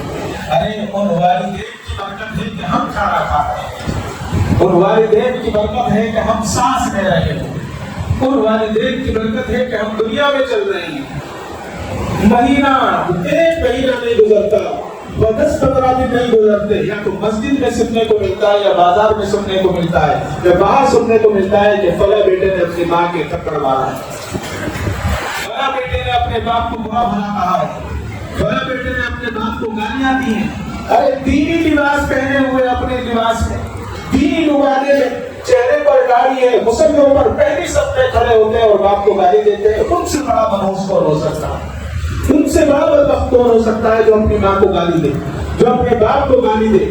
خاص طور سے اگر ہمارے اندر اتنی ہمت ہے کہ اگر کوئی اپنے باپ کو گالی دے رہا ہے، ہاتھ سے روک سکتے ہیں تو ہاتھ سے روکیں، زبان سے روک سکتے ہیں تو زبان سے روکیں۔ میں تو یہ کہتا ہوں کہ اگر کوئی ماں باپ کو اپنے ماں باپ کو مارتا ہوا آپ کو نظر آئے تو آپ بھی اسی طرح سے چگائی کیجیے جس طرح سے بدتمیزی کر رہا ہے، صحیح ہو جائے گا، بالکل ٹھیک ہو جائے گا۔ ابھی 15 دن پہلے ایک عورت آئی، رو رہی ہے، گڑ گڑا رہی ہے، اپنے بچے کو لے کر آئی، کہا کہ اس نے 4 بار حفظ کیے ہوئے ہیں، اتنا پڑھا ہوا ہے اور مجھے گالی دیتا ہے۔ میں نے کہا آپ نے اس کو کیا کیا؟ جواب کیا دیا؟ کہا کہ بس میں اس کو سمجھاتی ہوں۔ میں نے کہا آپ نے غلط کیا۔ میں نے کہا یہ جو ہے ناک کا بھوت ہے، یہ باپ کا بھوت نہیں ہے۔ میں نے کہا جوتا لائیے، اس کے سر پہ ماریے، ٹھیک ہو جائے گا، یہ ٹھیک ہو جائے گا۔ شرافت کا ناجائز فائدہ اٹھانے والے بہت زیادہ آج نوجوان ہو گئے ہیں۔ اپنے آپ کو سدھاریں۔ والدین کا تو بہت دور کی بات ہے، اگر ہم سے بڑی عمر والا ہے اس کا بھی ہمیں عادت کرنا ہے۔ صحابہ کا واقعہ ہم نے نہیں پڑھا، ایک صحابی رسول غالباً حضرت علی کرم اللہ وجہ کا ہے، آگے چل رہے ہیں، جماعت چھوٹنے کا خدشہ ہے، لیکن بزرگ آگے جانے کی وجہ سے آہستہ چلتے رہے۔ حضرت سیدنا جبرائیل علیہ السلام تشریف لائے، اللہ کے نبی صلی اللہ علیہ وسلم کی قبر مبارک پر ہاتھ رکھ دیا کہ ابھی رکوع کرتے رہو، علی میرا بندہ جو ہے اکرام کرنے والا پیچھے سے آ کر نماز میں شامل ہو جائے۔ باپ کا ادب نہیں تھا، ایک عمر والے کا ادب کیا تھا انہوں نے، اللہ نے اس کو اتنا پسند فرمایا۔ اور آپ جو ہے والدین کے ساتھ اس طرح کا برتاؤ کرتے ہیں، بد نصیب ہیں وہ جو والدین کے ساتھ اس طرح کی حرکتیں کرتے ہیں۔ اللہ تعالیٰ ہم سب کی حفاظت فرمائے، اللہ تعالیٰ ہم سب کی حفاظت فرمائے۔ حضرت حامی رحمۃ اللہ علیہ نے فرمایا کہ 15ویں شب کو جاگنے اور دن میں روزہ رکھنے کی حکمت یہ ہے، رمضان شریف میں جو جاگنا ہوگا، اس رات میں جاگنا اس کا نمونہ ہے، یعنی اس کی پریکٹس کے لیے اللہ تبارک و تعالیٰ نے شعبان ہمیں عطا فرمایا ہے، اور اس دن کا روزہ رمضان کے روزوں کا نمونہ ہے۔ لہذا ہمیں تاکہ ان نمونوں کو کرنے کے بعد ہمارے اندر ہمت پیدا ہو جائے اور ہم رمضان کی تیاری کے لیے تیار ہو جائیں، یہ فرماتے ہیں۔ اور فرمایا کہ اس کے اندر جو عبادتیں ہیں کوئی خاص عبادت نہیں ہے، بس یہی ہے کہ نوافل ادا کی جائے، قرآن کی تلاوت کی جائے اور اپنے وقت کو ضائع نہ کیا جائے۔ آخری بات کر کے اپنی بات کو ختم کر دیتا ہوں۔ آج کی رات اللہ کے دربار میں میں اور سب بیٹھے ہوئے ہیں۔ اس کے تعلق سے ایک بڑا عجیب واقعہ میں نے پڑھا کہ ایک فقیر کی نگاہ بادشاہ کی لڑکی شہزادی پر پڑ گئی۔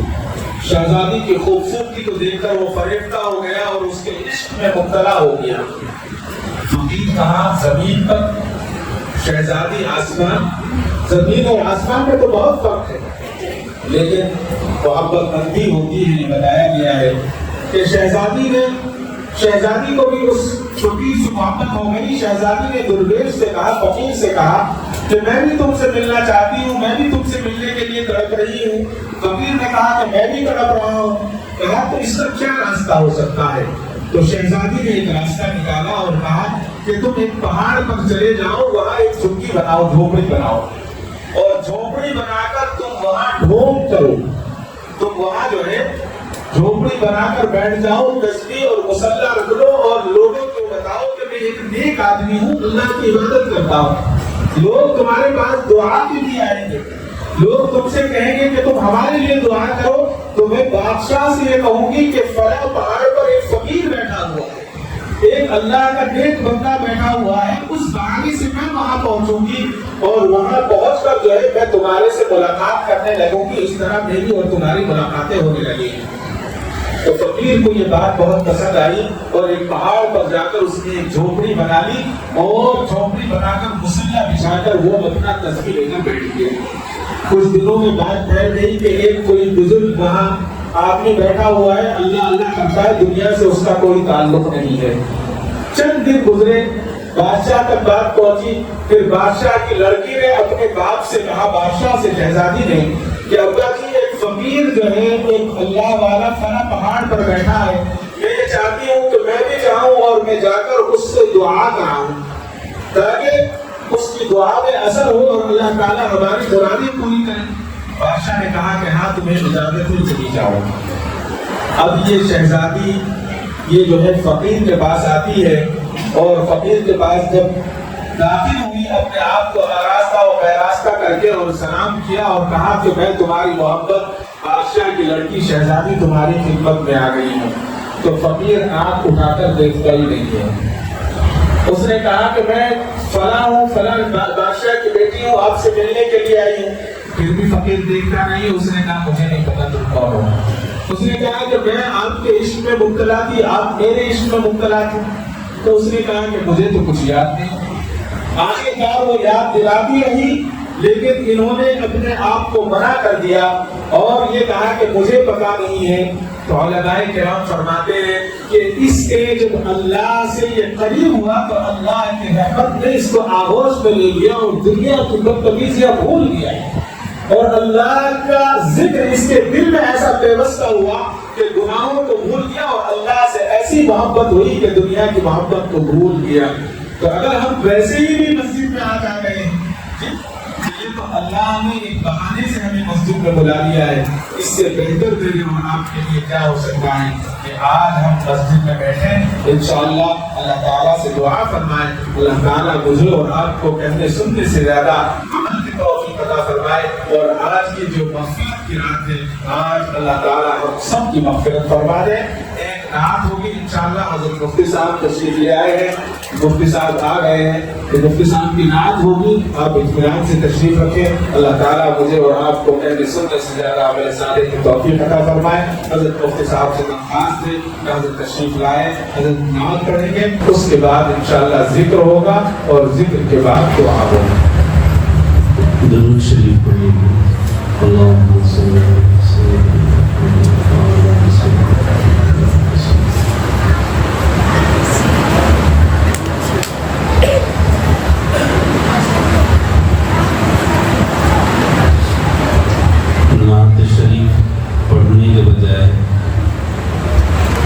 नबूवत पर कलाम है, उसके चंद अशआर आप हज़रात के सामने पढ़ने की सादत हासिल करूँगा।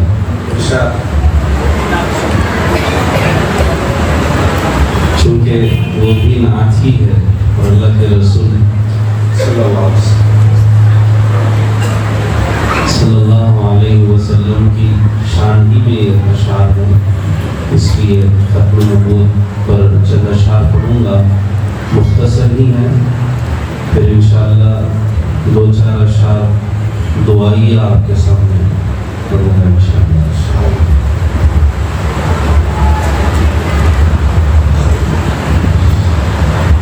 ختم نبوت زندہ باد، ختم نبوت زندہ باد، ختم نبوت زندہ باد، ختم نبوت زندہ باد، ختم نبوت زندہ باد، ختم نبوت زندہ باد۔ میرے نبی کو رب نے بنایا نبیوں کا سردار ہے، پیاری پیاری ان کی ادائیں اور اعلیٰ کردار ہے، جب تک جان میں جان ہے باقی گیت نبی کے گائیں گے، ختم نبوت کے مت والے حق پر جان لٹائیں گے، ختم نبوت زندہ باد، ختم نبوت زندہ باد، ختم نبوت زندہ باد، ختم نبوت زندہ باد، ختم نبوت زندہ باد، ختم نبوت زندہ باد۔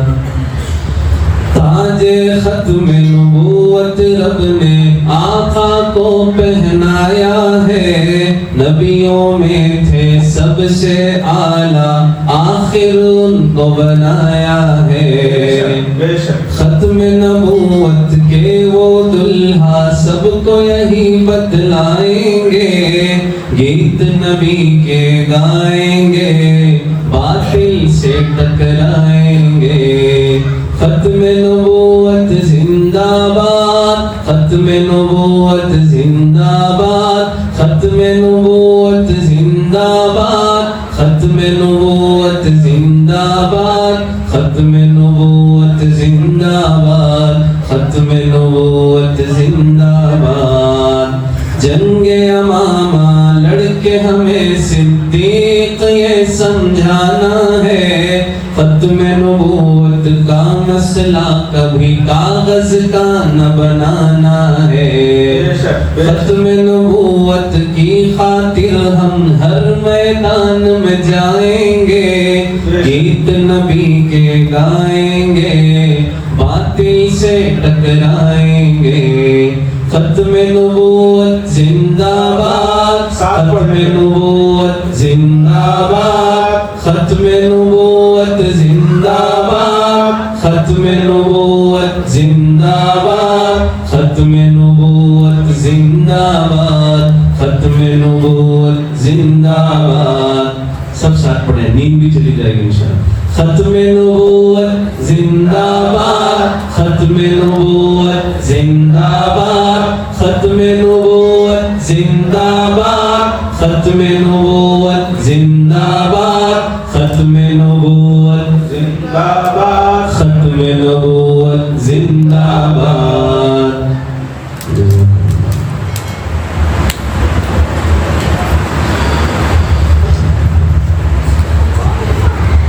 گناہوں پہ ہوں شرمندہ، الہی درگزر کر دے، گناہوں پہ ہوں شرمندہ، الہی درگزر کر دے، بڑا مجرم ہوں میں تیرا، الہی درگزر کر دے، آمین۔ بڑا مجرم ہوں میں تیرا، الہی درگزر کر دے، خطا کوئی نہیں چھوڑی، کبھی عصیان نہیں چھوڑا، خطا کوئی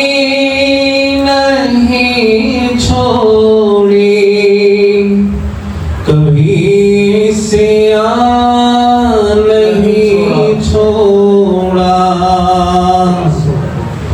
بس اب کرتا ہوں میں توبہ الہی درگزر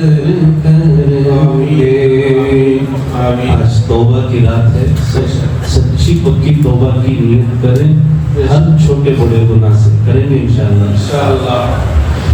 گناہوں پہ ہوں شرمندہ الہی درگزر کر دے، بڑا مجرم ہوں میں تیرا الہی درگزر کر دے،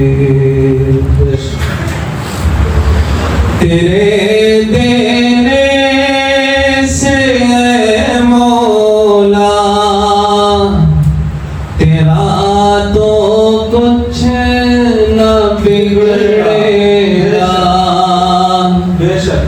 تیرے دینے سے اے مولا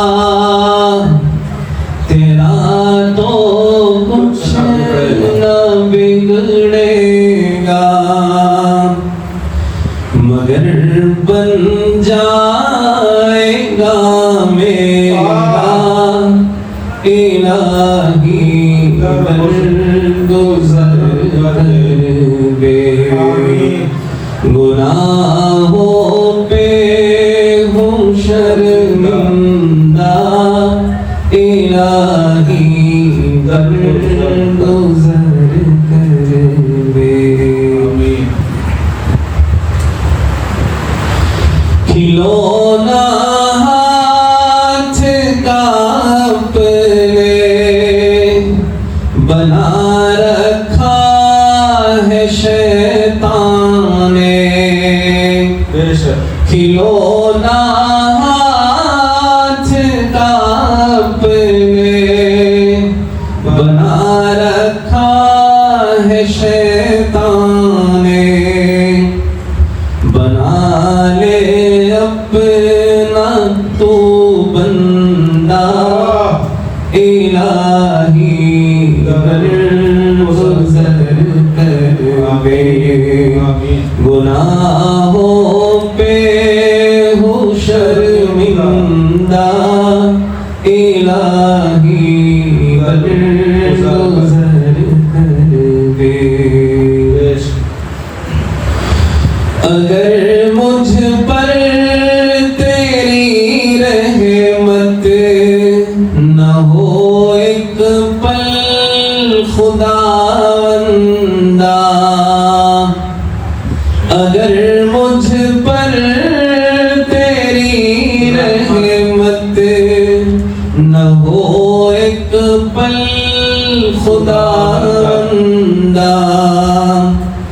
تو ہو جاؤں گا میں رسوا الہی درگزر کر دے، گناہوں پہ ہوں شرمندہ الہی درگزر کر دے، خطائیں یاد کر کے آج میں آنسو بہاتا ہوں، خطائیں یاد کر کے آج میں آنسو بہاتا ہوں، تو رحمت کا بہا دریا الہی درگزر کر دے، گناہوں پہ ہوں شرمندہ الہی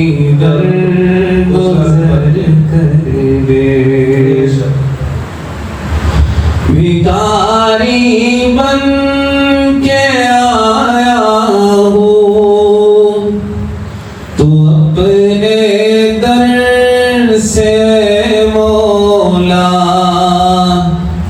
بھکاری بن کے آیا ہوں، تو اپنے در سے مولا مجھے خالی نہیں لوٹا، الہی گزر کر دے، گناہوں پہ ہوں شرمندہ، الہی گزر کر دے۔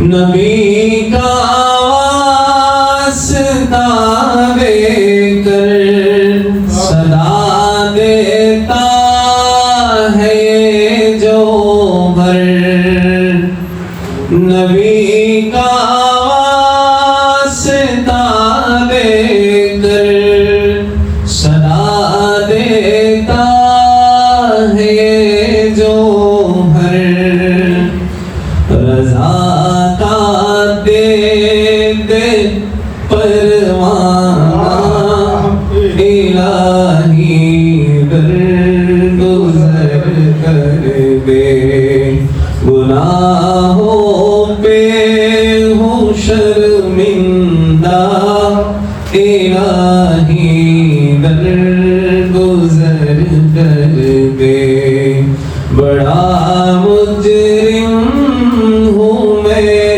تیرا، الہی گزر کر دے، گناہوں پہ ہوں شرمندہ، الہی گزر کر دے۔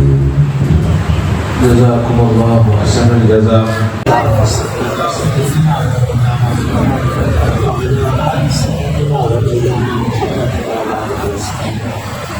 الحمد للہ رب العالمین الرحمن الرحیم مالک یوم الدین،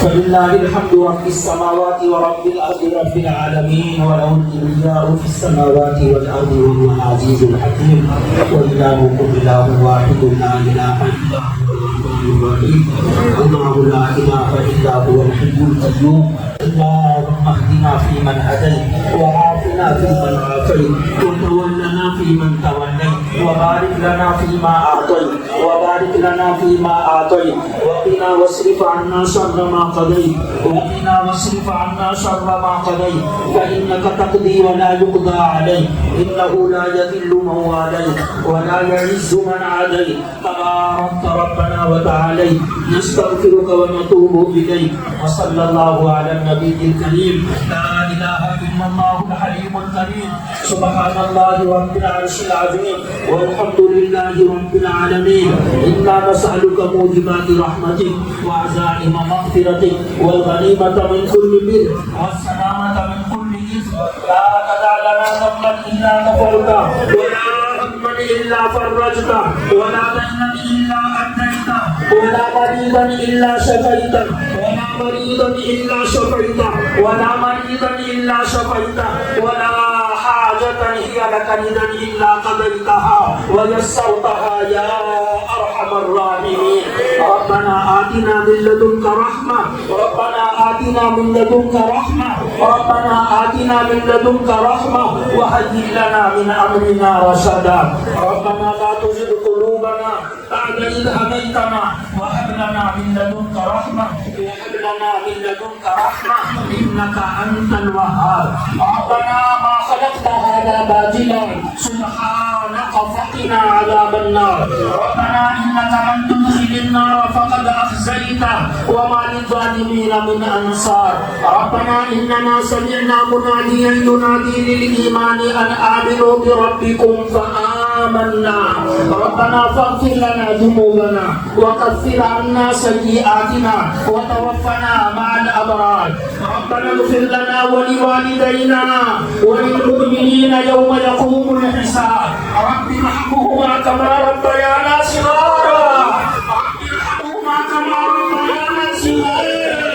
رب ارحمهما كما ربيانا صغارا اللهم إنا نسألك العفو والمعافاة الدائمة في الدين والدنيا والآخرة والفوز بالجنة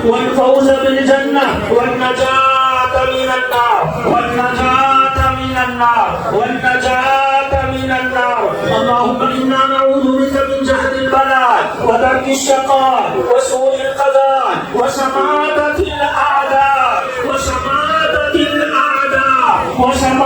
الأعداء اللهم إنا نعوذ بك من البرص والجنون والجذام ومن سيء الأسقام اللهم إنا نسألك الصحة والعفة والأمانة وحسن الخلق والنداء بالقدر اللهم إنا نسألك الهدى والعفاف والغنى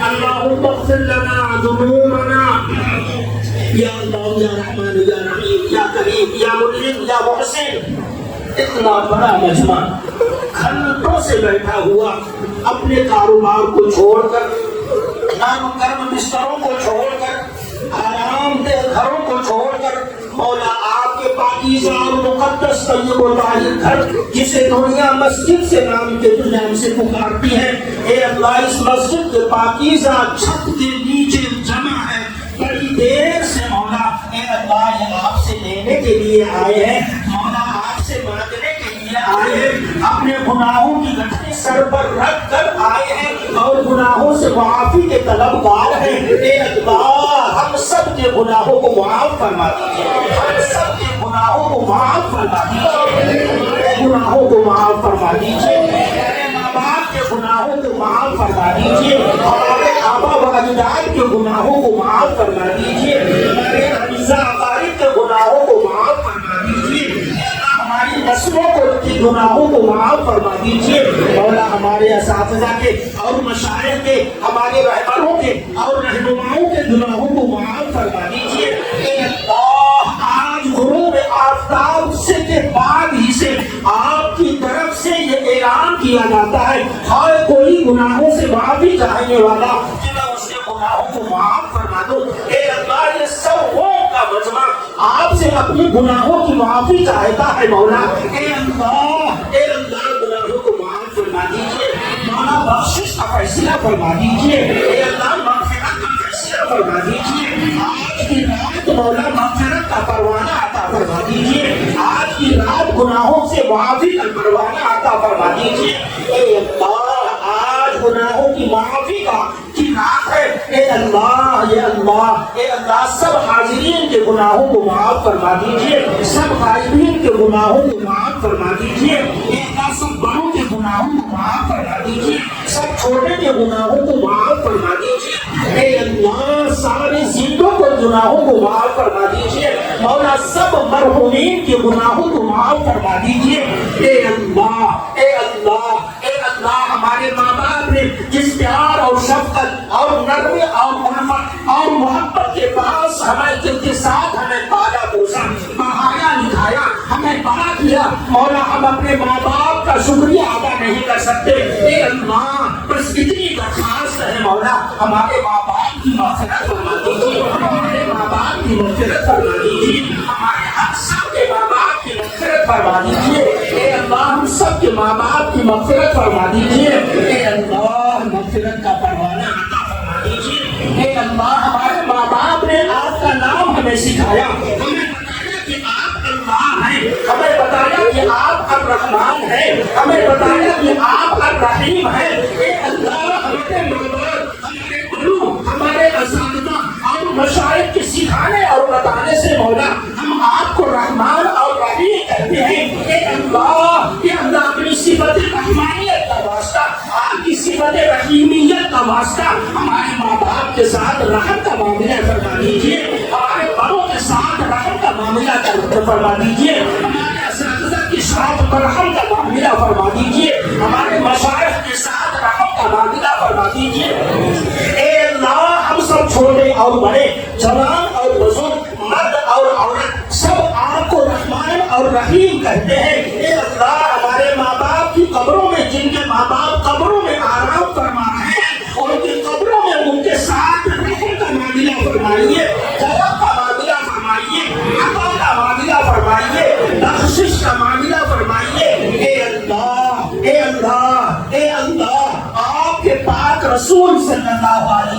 وسلم نے اور رسول صلی اللہ علیہ وسلم کے واسطے سے صحابہ نے اور صحابہ کے واسطے سے تابعین نے تابعین کے واسطے سے تابعین نے اور پھر ان کے شاگردوں نے اور پھر ان کے شاگردوں نے یہ اللہ ہوتے ہوتے یہ بات ہم تک پہنچی ہے کہ آج آپ گنہگاروں کو جہنم سے آزادی عطا فرماتے ہیں۔ اے اللہ یہ سلسلہ اگر صحیح ہے اور یہ بات اگر صحیح ہے تو ہم سب اپنے گناہوں کی وجہ سے جہنم کے مستحق ہیں۔ اے اللہ ہمیں جہنم سے برات کا پروانہ عطا فرما دیجیے، جہنم سے آزادی کا پروانہ عطا فرما دیجیے، جہنم سے آزاد فرما دیجیے۔ آج کی رات کو دنیا شب برات کے نام سے جانتی ہے، برات کی رات پکارتی ہے، چھٹکارے کے رات کے نام سے یاد کرتی ہے۔ اے اللہ ہمیں چھٹکارا عطا فرما دیجیے۔ کس سے چھٹکارا مولا؟ اپنے عذاب سے چھٹکارا عطا فرما دیجیے، اپنی پکڑ سے چھٹکارا عطا فرما دیجیے، اپنے غضب اور غصے سے نجات عطا فرما دیجیے، جہنم کی آگ سے نجات عطا فرما دیجیے، جہنم سے زیادہ چھٹکارا عطا فرما دیجیے۔ آپ ہی نے فرمایا تھا فمن زحزح عن النار وادخل الجنة فقد فاز، جو جہنم سے بچا لیا گیا اور جس کا داخلہ جنت میں ہو گیا وہی دراصل کامیاب ہے۔ ایک ایسی کامیابی کو مانگنے کے لیے ہم یہاں سب جمع ہیں۔ اے اللہ اپنے جسموں کو ملا کر اور بچوں کے ساتھ اور سفید بال والوں کے ساتھ مل کر مولا اسی کامیابی کو ہم آج کی رات آپ سے مانگتے ہیں۔ اے اللہ وہی کامیابی عطا فرما دیجیے جسے آپ فقط فاز کے نام سے یاد کرتے ہیں۔ اے اللہ ہمیں تو معلوم نہیں تھا، آپ کے بتانے سے معلوم ہوا۔ اے اللہ وہی فوز و فلاح عطا فرما دیجیے، وہی کامیابی عطا فرما دیجیے، جو آپ کے نزدیک کامیابی ہو وہی کامیابی عطا فرما دیجیے۔ اے اللہ آج کی رات غروب آفتاب کے بعد سے آپ کی طرف سے یہ اعلان کیا جاتا ہے کوئی روزی کا مانگنے والا کہ وہ مجھ سے مانگے میں اسے روزی دوں۔ اے اللہ رزاق حقیقی آپ کی ذات حالی ہے، آپ کا نام الرزاق ہے، بندے عبد الرزاق ہے۔ اے اللہ اسے آپ کی رزاقیت کی صفت کا واسطہ ہم سب کے لیے پاکیزہ روزی کا انتظام فرما دیجیے، طیب و طاہر روزی کا انتظام فرما دیجیے، حلال روزی کا انتظام فرما دیجیے، وسعت کے ساتھ روزی عطا فرما دیجیے۔ اے اللہ کتنے لوگ روزی روزگار کی وجہ سے پریشان ہیں، سب کی پریشانیوں کو دور فرما دیجیے۔ آج آپ برکت والی روزی کا فیصلہ فرما دیجیے، برکت والی روزی کا فیصلہ فرما دیجیے۔ اے اللہ گھروں میں برکت عطا فرمائیے، کاروبار میں برکت عطا فرمائیے، مال و بنال میں برکت عطا فرمائیے، جسم و جان میں برکت عطا فرمائیے۔